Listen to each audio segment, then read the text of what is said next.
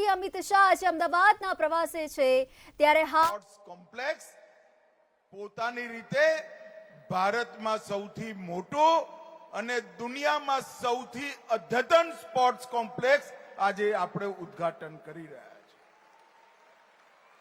નરેન્દ્રભાઈના નેતૃત્વમાં બીજા નંબરની કલ્પના હવે ભારતે કરવી ના જોઈએ ભાઈ. એમને આપણી સામે લક્ષ્ય રાખ્યું છે કે 2047માં દરેક ક્ષેત્રની અંદર આપણું ભારત દુનિયામાં એક નંબર પ્રાપ્ત કરે એવા ભારતની રચના કરવાનું કામ આપણું છે. અને જ્યારે દરેક ક્ષેત્રની વાત થાય ત્યારે સ્પોર્ટ્સ ખેલ જગત એ તો આ દેશનો આત્મા છે. સૌથી પહેલી રમત ગમતની શરૂઆત દુનિયામાં ક્યાંય થઈ હોય તો ભારતમાં થઈ. અને દુનિયામાં સૌથી યુવાન દેશ ભારત, અને એ જો સ્પોર્ટ્સમાં પાછો રહી જાય તો શું થાય? અને મોદી સાહેબે ખાલી યોજનાઓ નહીં, સ્પોર્ટ્સ ઇન્ફ્રાસ્ટ્રક્ચર વર્લ્ડ ક્લાસ હોવું જોઈએ, ખેલાડીઓની ટ્રેનિંગ વર્લ્ડ ક્લાસ હોવી જોઈએ, ખેલાડીઓનું સિલેક્શન પારદર્શી હોવું જોઈએ, અને જે રમે છે, જે સારું રમે છે એને ભારતનું પ્રતિનિધિત્વ કરવાની તક મળવી જોઈએ. આટલા બધા પરિવર્તનો નરેન્દ્રભાઈએ કર્યા. એના પરિણામે છેલ્લા 10 વર્ષની અંદર ભારતના ખેલ જગતના સ્પોર્ટ્સ ક્ષેત્રના પરિદૃશ્યની અંદર ખૂબ મોટું પરિવર્તન આવ્યું છે. હું એની વાત પછી કરીશ. મિત્રો, આ સંકુલનું નામ મહાન સ્વાતંત્રતા સેનાની વીર સાવરકર જોડે જોડ્યું છે. અહીંયા બેઠેલા બધા જ લોકો જે સ્વિમિંગના ખેલાડીઓ હશે એમને ખબર નહીં હોય, દુનિયામાં સૌથી લાંબુ સ્વિમિંગ અગર કોઈ એક માણસે કર્યું હોય તો એ વીર સાવરકરે કર્યું. જ્યારે અંગ્રેજો એમને પકડીને ભારત લાવતા હતા ત્યારે ફ્રાન્સની નજીક જ્યારે ફ્રાન્સનું એક બંદર આવ્યું ત્યારે એમને બેડીઓ સાથે માર્સે પોર્ટ પર બેડીઓ સાથે, મારી વાત ફરીવાર સાંભળજો, હાથ અને પગની બેડીઓ સાથે જહાજમાંથી સમુદ્રમાં કૂદકો માર્યો અને તરીને ફ્રાન્સની ધરતી પર ગયા, જેથી અંગ્રેજો એમને પકડી ના શકે.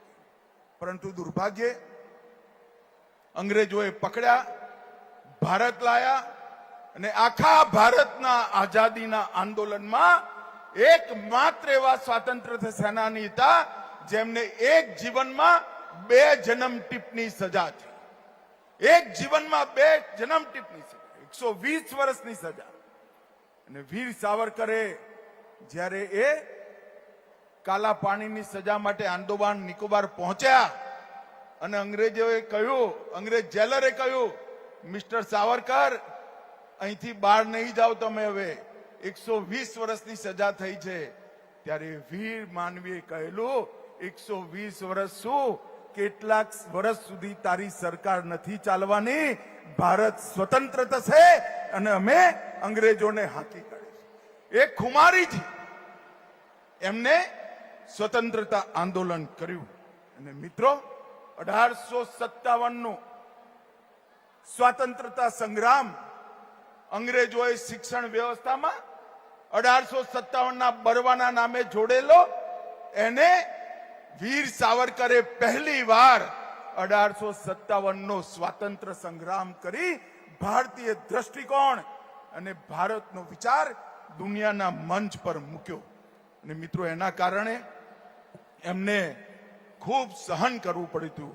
આજે આ ખેલ સંકુલ, આ સ્પોર્ટ્સ કોમ્પ્લેક્સના ઉદ્ઘાટન પ્રસંગે હું 2 હાથ જોડી વીર સાવરકરને શ્રદ્ધાંજલિ વિનમ્રતાપૂર્વક આપવા માંગુ છું.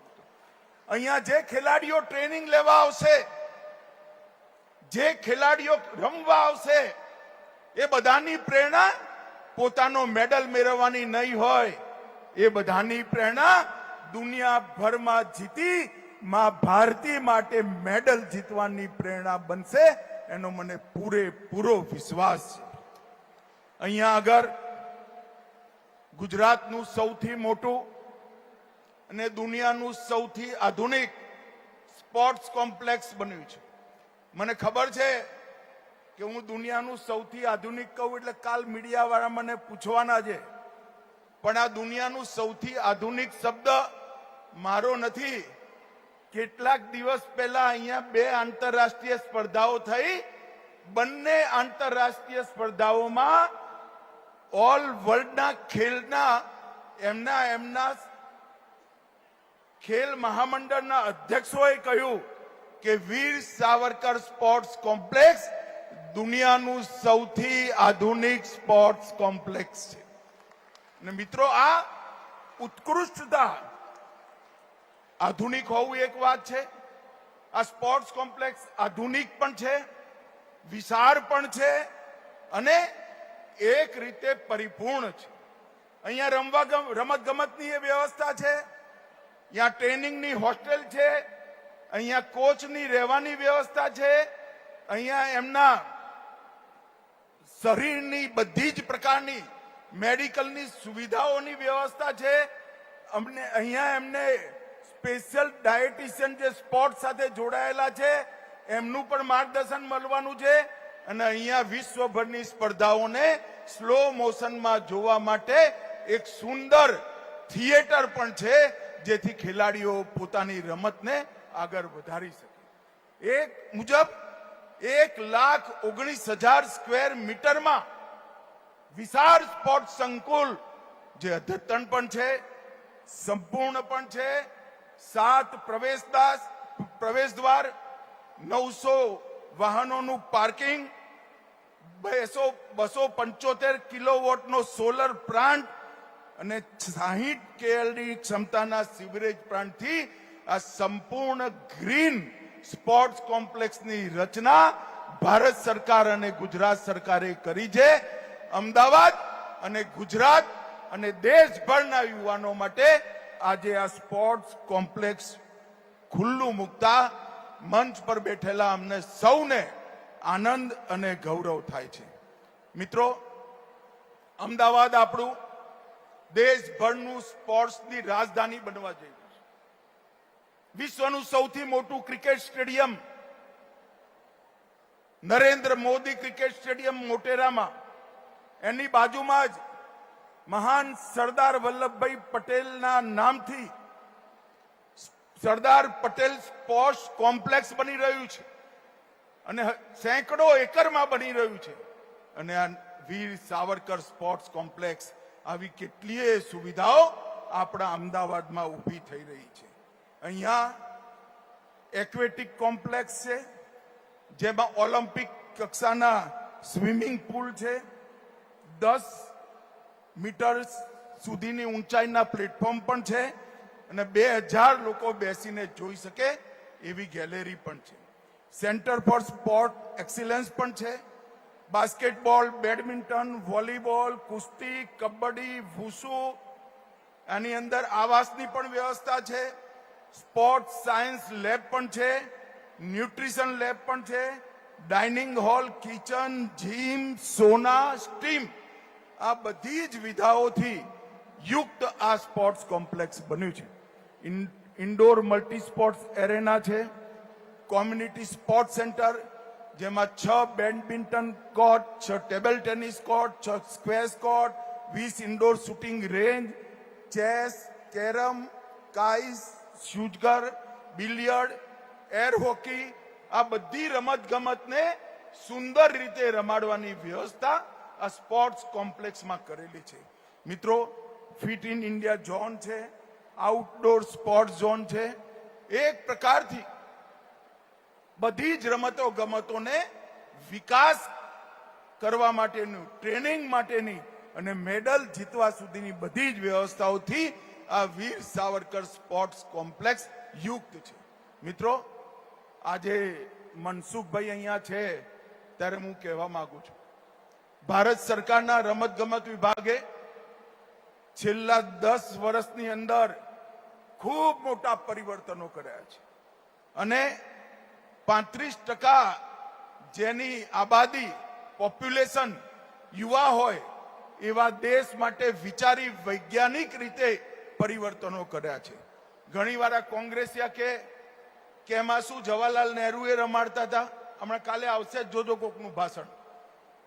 પરંતુ હું કહેવા માંગુ છું, નહેરુ સાહેબ તો બહુ આગળની વાત છે, પરંતુ 2014-15માં આ દેશનું ખેલાડીઓ માટેનું બજેટ 1643 કરોડ રૂપિયા હતું. જરા જોરથી બોલો ભાઈ, કેટલું હતું? અરે એમ ના ચાલે ભાઈ, હું ફરીવાર બોલું છું, 1643 કરોડ રૂપિયા હતું. કેટલું હતું? અને મોદી સાહેબે 1643 થી વધારી 5300 કરોડ રૂપિયાનું બજેટ આપણા ખેલાડીઓ માટે કર્યું છે. આ સ્કેલ જે છે એ દેશમાં સ્પોર્ટ્સ કઈ રીતે આગળ વધે એના માટે છે. એની અંદર નવું સ્પોર્ટ ઇન્ફ્રાસ્ટ્રક્ચર, ખેલો ઇન્ડિયા કેન્દ્રો, રાજ્ય ઉત્કૃષ્ટતા કેન્દ્ર, માન્યતા પ્રાપ્ત એકેડેમીઝ અને ખેલો ઇન્ડિયા ખેલાડીની એકેડેમી, એમની ચિકિત્સાની વ્યવસ્થા, એમની ન્યુટ્રિશનની વ્યવસ્થા, એમની ઇન્જરીની વ્યવસ્થા, આ બધું જ પરિપૂર્ણ કરી એ રીતે 5300 કરોડ રૂપિયાની વાત થઈ.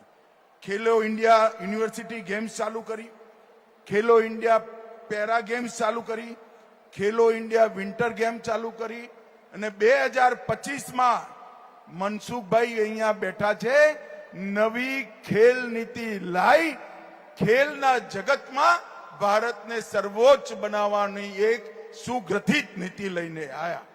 આ નવી સ્પોર્ટ્સ પોલિસીના 5 મંચ છે. એક, વૈશ્વિક મંચ પર આપણે સૌથી આગળ રહીએ. આર્થિક વિકાસ પણ ખેલના માધ્યમથી દેશનો થાય, સામાજિક વિકાસ પણ ખેલના માધ્યમથી દેશનો થાય.